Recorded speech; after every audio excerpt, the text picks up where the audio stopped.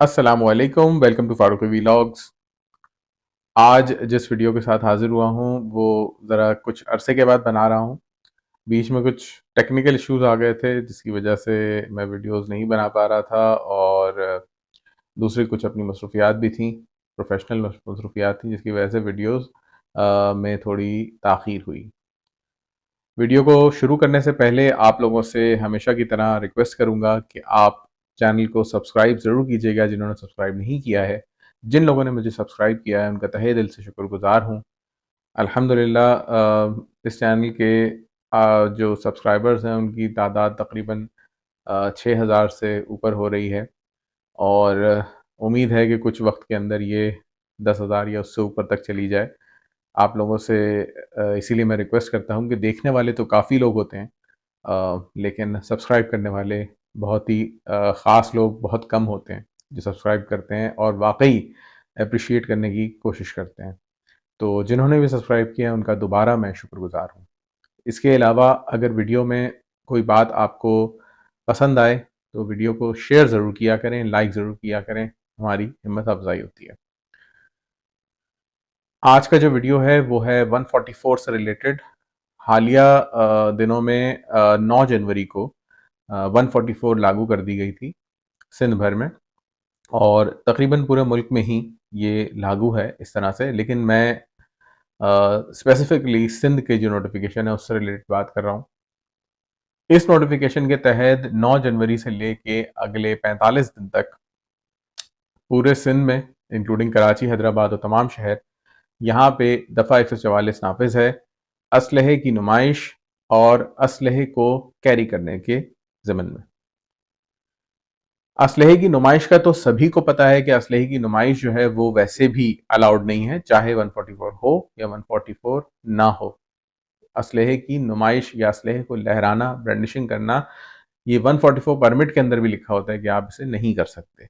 लेकिन यहाँ पे इसकी एक अंडरस्टैंडिंग है कि असलहा ले के तो कम से कम चला जा सकता है, जैसे कि गार्ड्स वगैरह लेके चलते हैं गाड़ियों में, जो ट्रक्स होते हैं, वीगोज वगैरह जो कहलाती हैं, डाले कहलाते हैं, इनके अंदर लेके चल रहे होते हैं। तो आम तौर पे जैसे कि पुलिस के पास असलहा, उनका राइफल वगैरह रखी होती है, तो वो लोग भी, प्राइवेट गार्ड्स भी अपना असलहा रखे रहते हैं।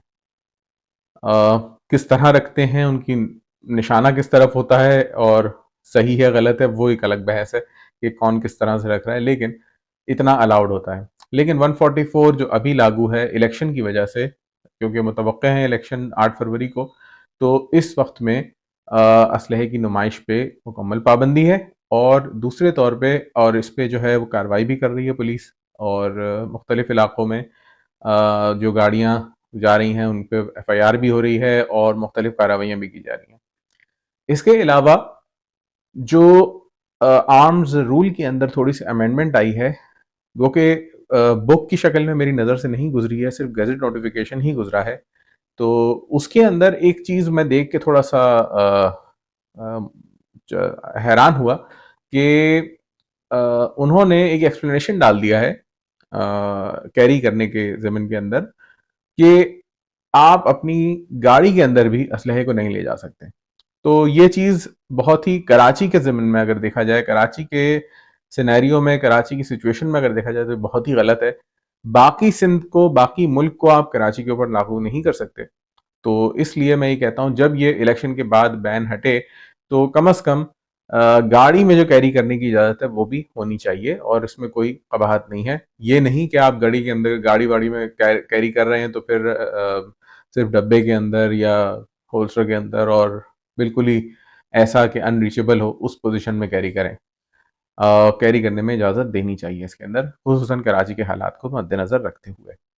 दूसरी बात यह कि जो बैन लगा हुआ है उसके अंदर कैरी करने पर भी पाबंदी है, और कैरी करने से मुराद ख़ास तौर पे कंसील कैरी, यानी कि आप छुपा के भी नहीं ले जा सकते, बाइक या गाड़ी या इस तरह से नहीं ले जा सकते। ना ले जाएं तो ज़्यादा बेहतर है, मैं तो यही कहूँगा। लोग अभी भी, बहुत से लोग हैं जो कि कैरी कर लेते हैं, और पुलिस हर एक को पकड़ती भी नहीं है। लेकिन अल्लाह ना करे किसी को कोई ऐसा मसाइल हों और उस पर एफआईआर कटे, तो ये चीज़ ज़रा बेइज्जती और तज़हीक का बायस बनती है। और लीगल परेशानी भी लोगों को फेस करनी पड़ती है।